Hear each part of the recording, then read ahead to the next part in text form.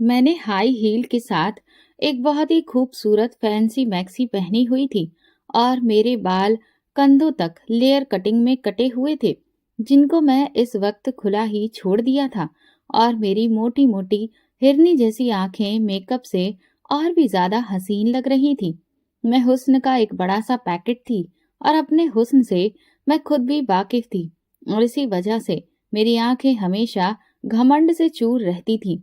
फिर मेरे बाप का रसूख और बेपनाह संपत्ति ने मुझे घमंडी बना दिया था। गरीबों को तो मैं अपने पांव की जूती की नोक पर रखती थी। मेरे पिता एक राजनीतिज्ञ भी थे, इसलिए सियासी पार्टी वगैरह में आना जाना तो मेरा लगा ही रहता था। बहुत से राजनेताओं की बेटियों और बेटों से मेरी दोस्ती भी थी, और मेरा फ्रेंड सर्कल लड़कियों के साथ साथ कई लड़कों से भी भरा पड़ा था। मैं अक्सर किसी भी बड़े बिजनेसमैन या फिर राजनेता के बेटे के साथ महंगी और हैवी बाइक पर भी बैठकर आधी आधी रात को समंदर पर सैटरडे नाइट मनाती थी, जहां शराब का भी दौर चला था। मुझे शराब पीने की भी आदत थी। आज भी रात के 3 बजे नशे से चूर डगमगाए कदमों से मैं अपने घर पहुंची थी, बल्कि मेरे एक नौजवान लड़के दोस्त ने ही मुझे घर के बाहर उतारा था। मैंने अपने घर की डोर बेल बजाई तो चौकीदार ने दरवाजा खोला। मैं डगमगाए कदमों से अंदर दाखिल हुई, और अभी तक मैं वो गाना गुनगुना रही थी जो उस क्लब में जोरों शोरों से चल रहा था और जिस पर मैं अपने बॉयफ्रेंड के साथ डांस करती हुई आई थी। मेरे पिता ने कभी भी मुझ पर रोक टोक नहीं लगाई थी। जैसे ही मैं लॉन्च का दरवाजा खोला और अंदर दाखिल होने लगी तो एकदम से मैं गिरने लगी थी कि तभी वहां मौजूद एक नौकर ने अचानक से मुझे हाथ देकर सहारा दिया। मैंने उस वक्त अपनी नशे से धुत आंखें बमुश्किल से खोली थीं। सामने उस 20 साल के नौजवान नौकर को देखकर मैं एकदम से पीछे हटी। मैंने बड़ा बुरा सा मुंह बनाते हुए कहा, यू ब्लडी इडियट, तुम्हारी हिम्मत कैसे हुई मुझे हाथ लगाने की? वो कहने लगा, मेम साहब, अगर मैं ऐसा नहीं करता तो आप गिर जाती। मैंने एक जोरदार थप्पड़ उसके मुंह पर दे मारा। मैंने कहा, जानते हो कितने गंदे और गलीज हो तुम? मेरे घर के नौकर हो, मेरे पांव की जूती के बराबर भी तुम्हारी औकात नहीं है। ओफो, अब मुझे फिर से बात लेना पड़ेगा। मैं जली भुनी हुई अपने कमरे तक पहुंची थी। रात के 3 बजे अपने वॉशरूम का सावर खोलकर मैं नहाने लगी। मैंने अपनी उस बाजू को रगड़ रगड़ कर धोया था जिससे मुझे उस नौकर ने छुआ था। मुझे बचाने की कोशिश की थी ताकि मैं गिर न जाऊं। मुझे इन गरीब कीड़े मकोड़े से शुरू से ही बहुत नफरत थी। मैं निकिता शाह, खूबसूरती में अपनी मिसाल रखने वाली एक नौकर के छूने पर बिना नहाए तो नहीं सो सकती थी। बहरहाल मैं सोच चुकी थी कि सुबह होते ही उस नौकर को नौकरी से निकाल दूंगी। उसकी हिम्मत कैसे हुई मुझे सहारा देने की? मैंने कभी भी गरीब लोगों के पास 2 मिनट भी बैठने की कोशिश नहीं की थी। मुझे उनसे घिन आती थी। कुछ पलों के लिए अगर मैं कभी किसी भिखारी को देख भी लेती तो मेरा जी मितलाने लगता था। उनके फटे पुराने मिट्टी से अटे हुए कपड़े, गंदे बाल, काला रंग देखकर तो मैं फौरन से ही अपना रास्ता ही बदल लेती थी। अगले दिन मेरी आंख दोपहर को 12 बजे खुली।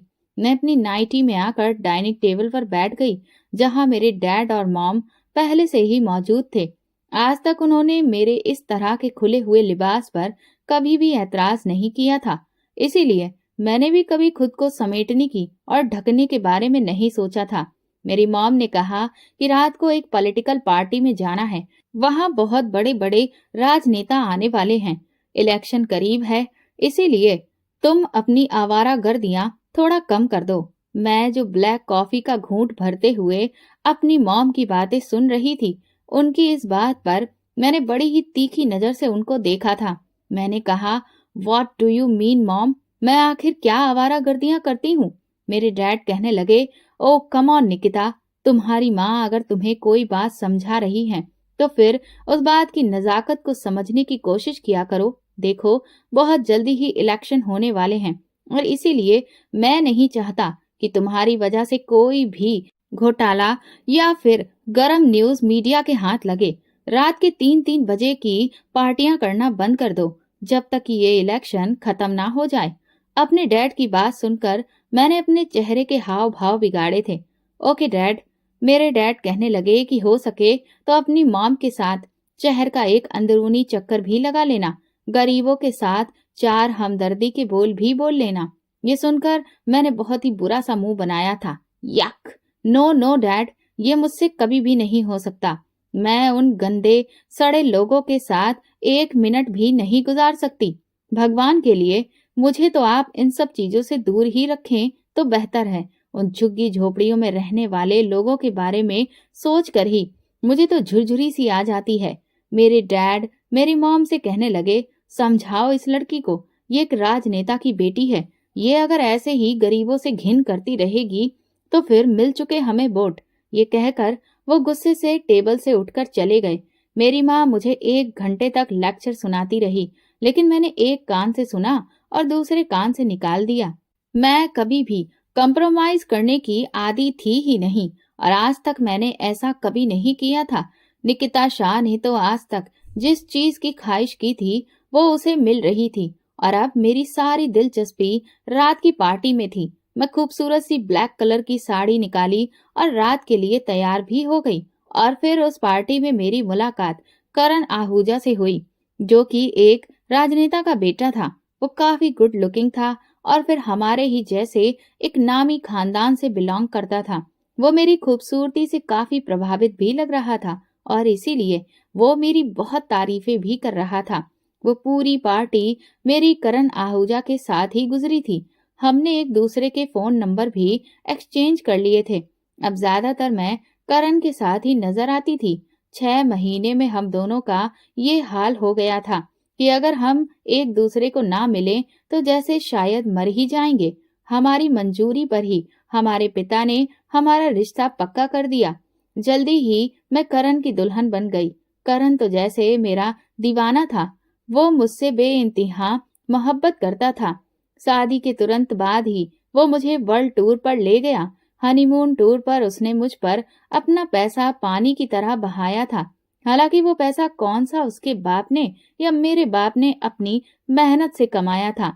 ये तो उसी जनता का पैसा है जिसे बेवकूफ बनाकर हम लोग लूट रहे थे और ये बेचारी मासूम और गरीब जनता हमारे 4 बड़े बड़े जुमलों को सुनकर ये समझती है कि अब उसे सारी रोजमर्रा की जरूरतें मुफ्त में मिलना शुरू हो जाएंगी, महंगाई खत्म हो जाएगी और गरीबों के अच्छे दिन लौट आएंगे।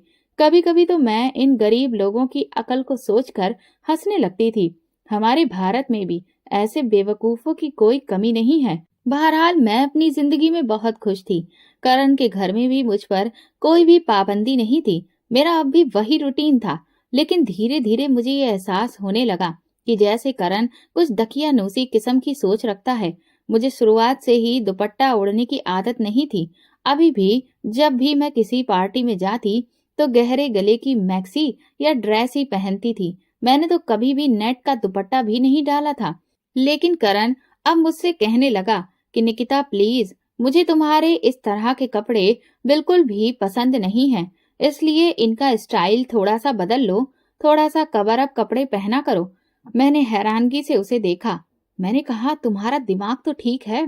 मैं उस वक्त अपने चेहरे पर लोशन लगाकर अपना मेकअप टिश्यू से साफ कर रही थी।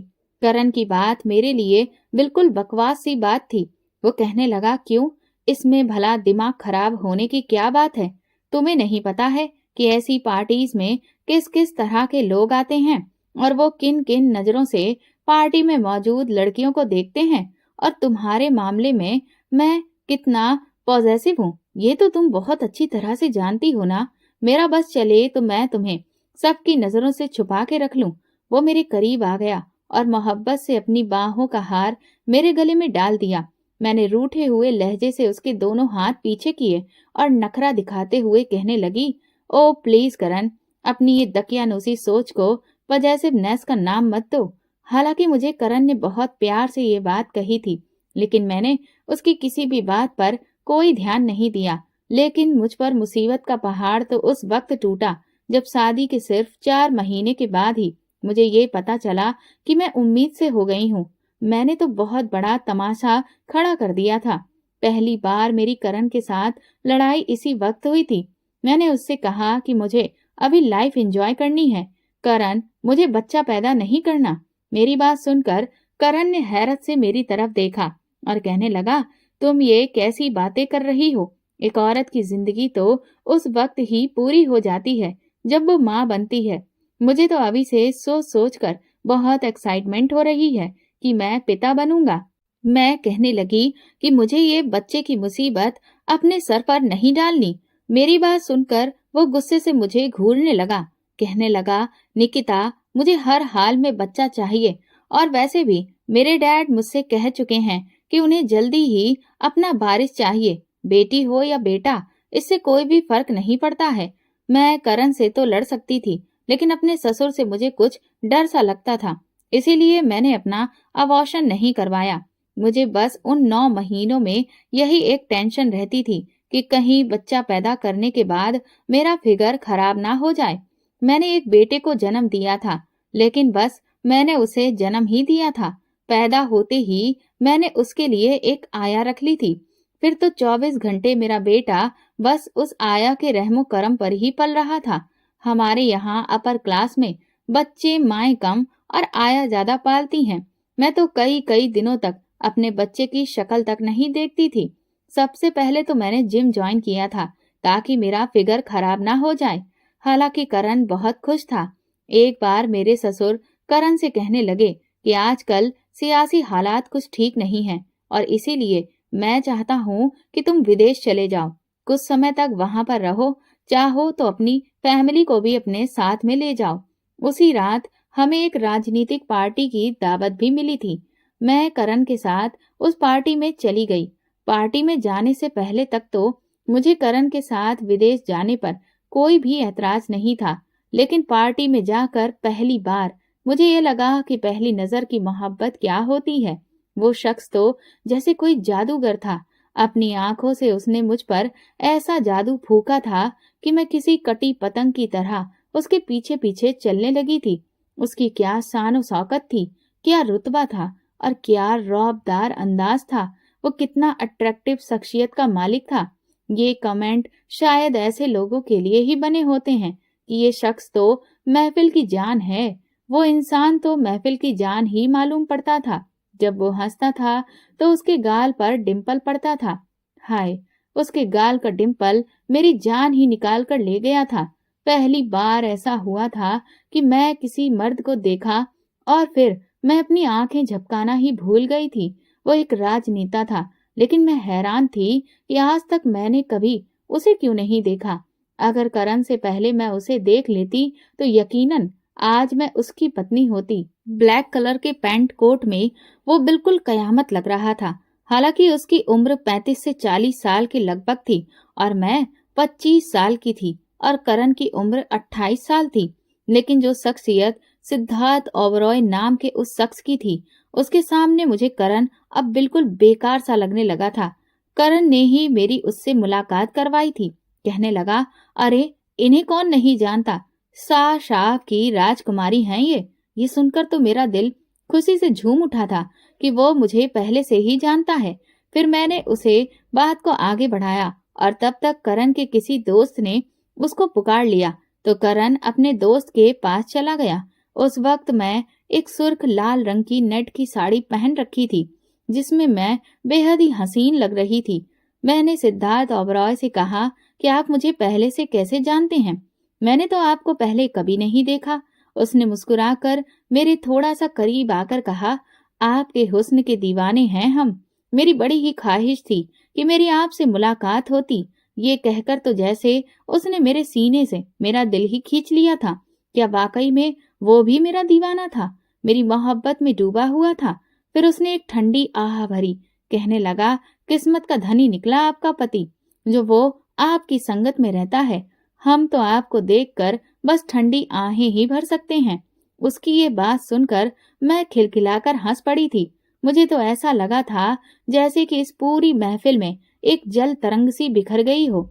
ऐसा लगा जैसे चारों तरफ शहनाइयां सी बजने लगी थी। मेरे दिल की दुनिया तो जैसे उसके एक एक शब्दों से चमकती चली जा रही थी।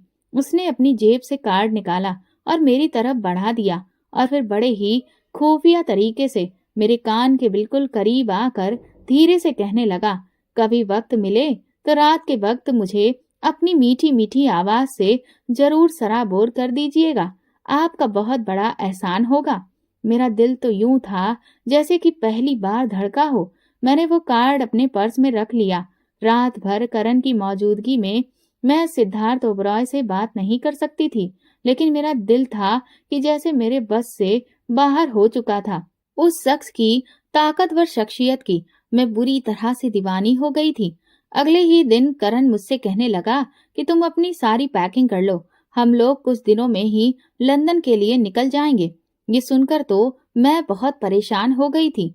अभी तो मेरी उससे बातचीत ही नहीं हुई थी, ना तो कोई मुलाकात हुई थी, और मैं लंदन चली जाती, इस बात के लिए मेरा दिल बिल्कुल भी राजी नहीं था। मैंने कहा, करण, मैं नहीं जा सकती। मेरी बात सुनकर वो हैरत से मुझे देखने लगा। कहने लगा, क्यों क्यों नहीं जा सकती? मैंने कहा, नहीं कहा ना, मेरा वहां पर दिल नहीं लगेगा, और फिर रजत को भी तो मुझे ही संभालना पड़ेगा। वहां न जाने कैसी आया मिलेगी, वो मेरे बच्चे को संभाल भी पाएगी या नहीं। यहाँ की आया से मुझे पूरी तसल्ली है। अब मैं बहाने तलाशने में लगी थी। वो मेरे पास आ गया, मेरे कंधे पर अपने दोनों बाजू रखकर मुझे अपने करीब करके कहने लगा, मेरा दिल नहीं लगेगा तुम्हारे बगैर। डैड कह रहे हैं कि पूरे 6 महीने तक मुझे लंदन में ही रहना है। मैं वहां पर कैसे तुम्हारे बगैर रह सकता हूँ? वो उदास लग रहा था। मैं नजरें चुराते हुए कहने लगी, 6 महीने तो तुम्हें पता भी नहीं चलेगा कि कैसे गुजरे हैं। लेकिन मैं नहीं जा सकती। मेरे यहाँ पर बहुत सारी सहेलियां भी बन गई हैं। मैं वहां जाऊंगी तो फिर नए सिरे से मुझे सबसे दोस्ती करनी पड़ेगी। हालांकि मेरे सारे बहाने बेसिर पैर के थे, लेकिन बहरहाल करण की लाख मिन्नतें करने और मनाने के बाद भी मैं अपनी बात पर अड़ी रही। करण जा चुका था और अब मुझे खुली आजादी मिल गई थी। मैंने जल्दी से उसी रात अपने पर्स से कार्ड निकाला जिस रात करण गया था। उसी रात तकरीबन 3 बजे तक सिद्धार्थ ओबराय से मैं बातें करती रही। जिस तरह की उसकी शख्सियत थी, उसकी बातें भी बिल्कुल वैसी ही थी।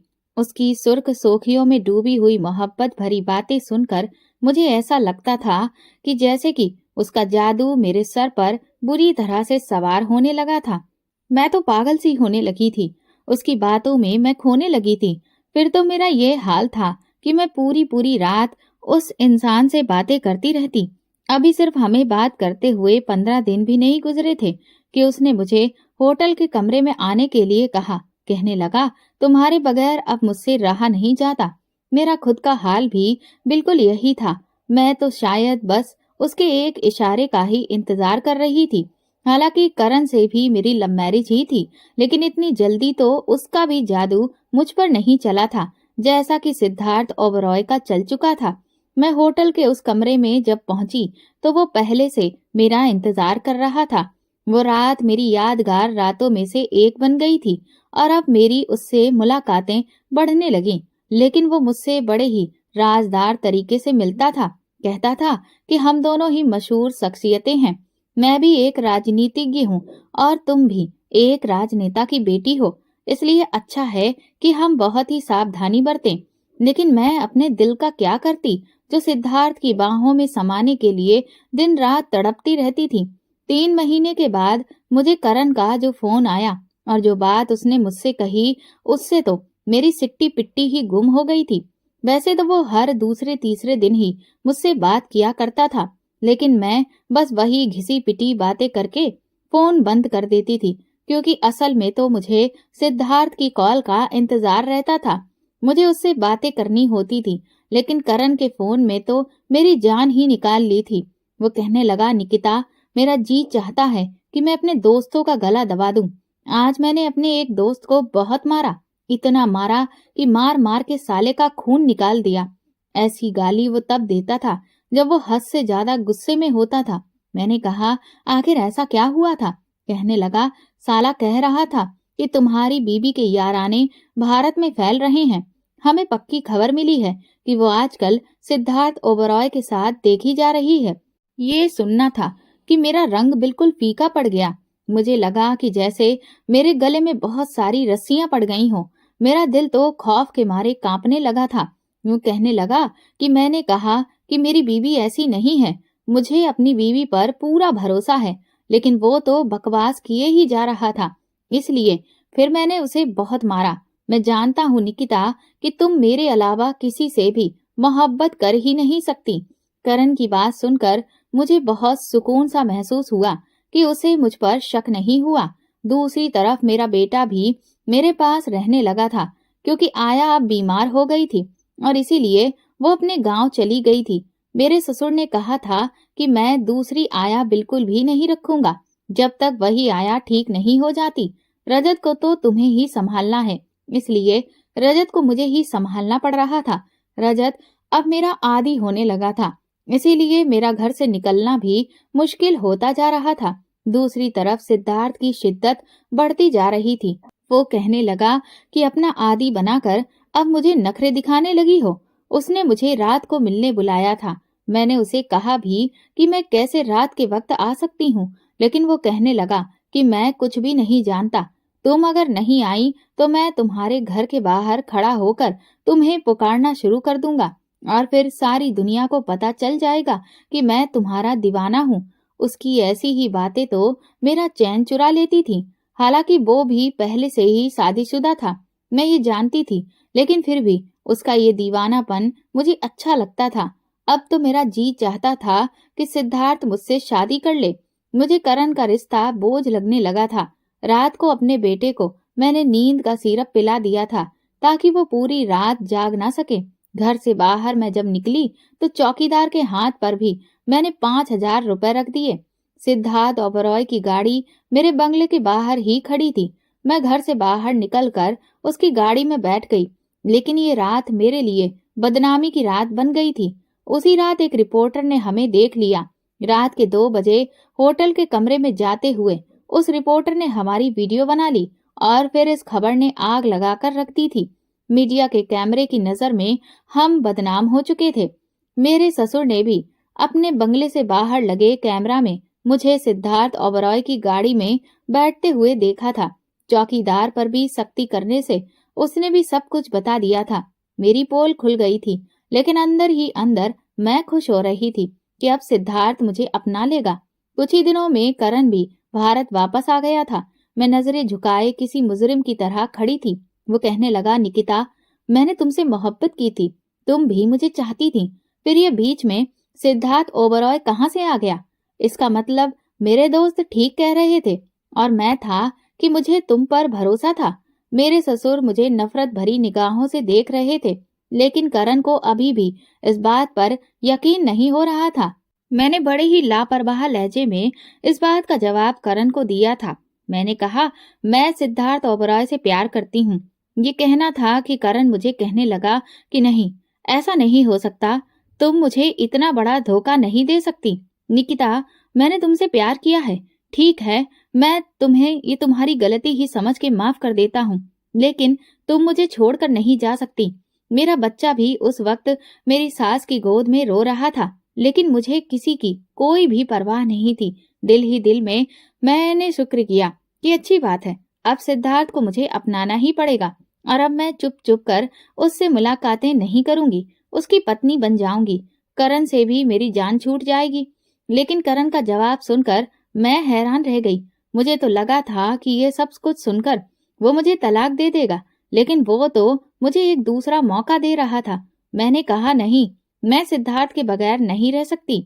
मुझे तुमसे नहीं, उससे मोहब्बत थी। मुझे तुमसे तलाक चाहिए। करण ने नम आंखों से मुझे तलाक दे दिया था।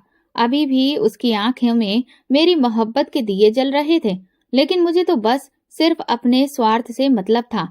मेरा बेटा बिलक बिलक कर रो रहा था, बार बार मम्मा मम्मा कहकर मुझे पुकार रहा था। वो आंसुओं से रोए जा रहा था और बार बार मेरी तरफ ही लपक रहा था, लेकिन मैं तो जैसे बिल्कुल पत्थर दिल हो चुकी थी। मैंने तो उस वक्त अपने रोते हुए बेटे को भी नहीं देखा और घर से बाहर निकल गई।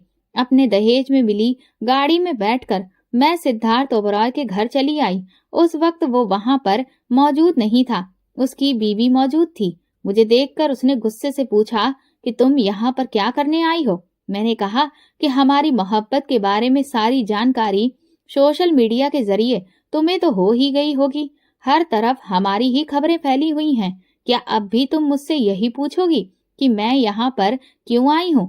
सिद्धार्थ मुझसे मोहब्बत करता है और मैं भी उससे मोहब्बत करती हूँ। उसकी खातिर ही मैं अपने पति और अपने बच्चे को छोड़कर आई हूँ और अब सिद्धार्थ तुम्हें भी छोड़ देगा। वो मुझे तीखी नजरों से देखने लगी और बोली, जो औरतें अपना घर-बार ठुकरा कर आती हैं, उन्हें कभी भी दोबारा सुकून नहीं मिलता। वो हमेशा नरक ही भोगती हैं। मैं तुम्हें रोकूंगी नहीं, बल्कि मैं तुम्हें बड़ी खुशी से अपना पति सौंपने के लिए तैयार हूँ। हाँ, ये मेरी मजबूरी है कि मैं तलाक नहीं ले सकती, क्योंकि मैं अपने बच्चे को दोहरी जिंदगी नहीं देना चाहती। मैं चाहती हूँ कि उन्हें माँ बाप दोनों का प्यार मिले। तुम्हारे जैसा हौसला मैं नहीं रखती कि अपने 6 महीने के छोटे से बच्चे को रोता हुआ छोड़कर चली आऊं। उसकी ये बात मेरे दिल को चुभ गई थी। लेकिन इस वक्त बाहर हॉर्न बजने की आवाज आई और कुछ देर के बाद सिद्धार्थ ओबरॉय घर में दाखिल हुआ। मुझे देखकर वो हैरान होकर कहने लगा, तुम यहाँ पर क्यों आई हो? मैंने उसे सारी सच्चाई बता दी कि मैं उसके खातिर अपना पति और अपना बच्चा छोड़कर आई हूँ। इस पर वो कहने लगा कि ये क्या हरकत की है तुमने? देखो, हम कोई आम लोग नहीं हैं जो यूं ही शादी कर लें। अरे भाई, हम लोग बहुत ही मशहूर शख्सियत हैं। तुम्हारा तो कुछ भी नहीं जाएगा, लेकिन मेरा सियासी ओहदा खत्म हो जाएगा। बड़ी मुश्किल से मैंने ये खबर फैलाई है कि ये एक फेक न्यूज है और मेरा किसी से कोई भी रिश्ता नहीं है। जिस पत्रकार ने ये खबर सोशल मीडिया पर दी है, अभी अभी उसको मैं खरीद कर आया हूँ। कमबख्त ने पूरे 2 करोड़ रुपए लिए हैं ये गवाही देने के लिए कि ये फेक न्यूज है और उसने ऐसा कुछ भी नहीं देखा। बड़ी मुश्किल से मैंने अपने रुतबे को दोबारा से कायम किया है और तुम कह रही हो कि मैं सब कुछ छोड़ दूं? बेवकूफी मत करो। ये सुनकर सिद्धार्थ की पहली बीवी हंसने लगी। फिर वो खामोशी से अपने कमरे में चली गई, लेकिन मैं तो दहाड़े मार मार कर रोने लगी। मैंने कहा कि मैं अपना सब कुछ बर्बाद कर दिया है सिर्फ तुम्हारी खातिर। मैं अपना पति और बच्चा सब कुछ छोड़कर आई हूँ। मैं नहीं जानती, अब तुम्हें मुझे हर हाल में अपनाना ही होगा। मुझसे शादी करनी पड़ेगी। वो कहने लगा, मैं तुमसे सिर्फ एक शर्त पर ही शादी कर सकता हूँ कि हमारी ये शादी बिल्कुल खुफिया रहेगी। मैं कभी भी इस बात का ऐलान नहीं करूंगा कि हम शादीशुदा हैं। मैं नहीं चाहता कि मेरी कोई भी ऐसी वैसी बात मीडिया के हाथ में लगे जिससे मेरी राजनीतिक जिंदगी पर असर पड़े। मेरे लिए तो ये सिद्धार्थ का एक अलग ही रूप था जो कि मैं आज देख रही थी। बहरहाल उसने मुझसे शादी कर ली और फिर वो मुझे एक फ्लैट में रखने लगा। मैं हमेशा से बंगले में रहने की आदी थी, इसीलिए एक लग्जरी छोटे से अपार्टमेंट में मेरा दम घुटने लगा था। सिद्धार्थ का असली रूप तो मैंने शादी के बाद देखा। वो मीठी मीठी बातें, वो कमाल का लहजा, वो दीवानगी, वो सब कुछ एक दिखावा था। वो शख्स इंसान नहीं, एक जहरीला नाग था। एक बार वो मुझसे कहने लगा कि तैयार हो जाओ, आज की रात तुम्हें मेरे दोस्त के पास जाना है और रात भी तुम्हें वहीं पर गुजारनी है। उसकी बात सुनकर मैं हैरान थी। मैंने कहा, क्या मतलब है तुम्हारा? मैं क्यों किसी के साथ रात गुजारने लगी? इस पर वो कहने लगा, तो क्या हुआ? पहले तुम अपने पति के होते हुए भी मेरे पास भी तो आती थी। मैंने उसे गुस्से से देखा। मैं देख रही थी कि उसकी खातिर मैंने क्या कुछ कुर्बान नहीं कर दिया था और वो मुझे ताने दे रहा था। मैंने कहा, क्या तुम पहली बीवी के साथ भी ऐसा ही करते हो? उसे भी अपने दोस्तों के पास भेजते हो? मेरा इतना कहना था कि उसने खींच के एक थप्पड़ मेरे मुंह पर मारा और कहने लगा, वो मेरी ऑफिशियल बीवी है, खानदानी बीवी। दुनिया जानती है कि वो मेरी पत्नी है और खबरदार, जो उसके बारे में तुमने कुछ भी कहा तो तुम्हारी खैर नहीं। वो तुम्हारी तरह नहीं है जो गैर मर्दों से प्यार मोहब्बत के चक्कर चलाए। उसने अभी तक मेरे नाम को ही अपनाया हुआ है। तुम्हें मैं जो कह रहा हूँ चुपचाप वही करो। जब तुम अपने पति के होते हुए मेरे पास आ सकती हो तो फिर किसी के भी पास जा सकती हो। मैंने कहा, मैं कोई ऐसी वैसी लड़की नहीं हूँ, शाह की बेटी हूँ। इस सियासत में मेरे बाप का भी एक बहुत बड़ा नाम है, एक बहुत ऊंचा ओहदा है। मेरी बात सुनकर वो हंसने लगा, कहने लगा, अब ये सब तो गुजरे जमाने की बातें हो गई हैं। तुम्हारा बाप अब इस सियासी मैदान को छोड़कर कब का भाग चुका है, इसीलिए मुझ पर अपने बाप का रौब मत चलाओ। मैंने कहा, मैं कहीं नहीं जाऊंगी और कल मैं मीडिया को बुलाकर ये ऐलान भी कर दूंगी कि मैं भी तुम्हारी पत्नी हूँ और मैं शादी के सबूत दिखा दूंगी। मेरा ये कहना था कि उसने एक जलता हुआ सिगरेट मेरे बाजू पर लगा दिया। मैं बुरी तरह से बिलबिला उठी थी। वो मुझसे कहने लगा कि मुझे अपने मिजाज के खिलाफ कोई भी बात पसंद नहीं आती है, इसलिए कभी सोचना भी मत कि तुम मेरे खिलाफ भी जा सकती हो। उस रात उसने मेरे वजूद पर जलते हुए सिगरेट लगाए थे। मैं चीखती रही, चिल्लाती रही। वो एक इंसान नहीं, वो जानवर था। जैसे जैसे दर्द से मैं चिल्लाती, वो मुस्कुराने लगता। आज उसके गाल पर पड़ने वाला डिंपल मुझे जहर लग रहा था। सुबह मुझे कहने लगा कि मैं हमेशा ऐसी जगह पर ही अपने निशान छोड़ता हूँ जो सामने वाले को नजर ना आए। तुम मेरी खुफिया पत्नी हो और हमेशा बेनाम और खुफिया ही रहोगी। ना मैं तुम्हें छोड़ूंगा और ना मैं तुम्हें दुनिया के सामने पत्नी के तौर पर कभी भी अपनाऊंगा। कहने लगा, जो औरत अपने पति से वफा ना करे वो 2 टके की रह जाती है। तुम्हारी हैसियत भी मेरी नजर में सिर्फ 2 टके से ज्यादा की नहीं है। उसने मुझे अपने कई दोस्तों के पास जबरदस्ती भेजा था। मैं अब एक जिल्लत भरी जिंदगी गुजार रही हूँ और शायद इसमें मेरा ही कसूर है, क्योंकि मैं स्वर्ग को छोड़कर नरक का रास्ता पकड़ लिया था, जो कि खूबसूरती से सजाकर इंसान के सामने शैतान पेश करता है और इंसान शैतान के झांसे में आकर नरक के गड्ढे में ऐसा गिरता है कि फिर वापस पलट कर नहीं देख सकता। आज भी मैं सिद्धार्थ की खुफिया बीबी हूँ, लेकिन लोग मुझे उसकी रखैल के नाम से जानते हैं।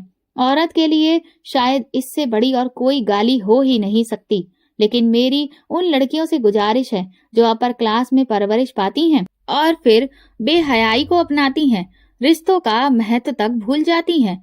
वो हमेशा बेमोल होकर रह जाती हैं और इसीलिए अपने पति की इज्जत करें और अपने आप को सिर्फ अपने पति की हद तक ही रखें। कहीं जज्बात में बहकर मेरे जैसा अंजाम आपका भी ना हो जाए। दोस्तों, अगर आपको हमारी कहानी पसंद आई है तो कमेंट करके जरूर बताएं और वीडियो को लाइक करके ज्यादा से ज्यादा शेयर करें। चैनल पर नए हैं तो सब्सक्राइब करें और हाँ, नोटिफिकेशन बेल को जरूर दबाएं ताकि अगली अपडेट सबसे पहले आपको मिले। धन्यवाद।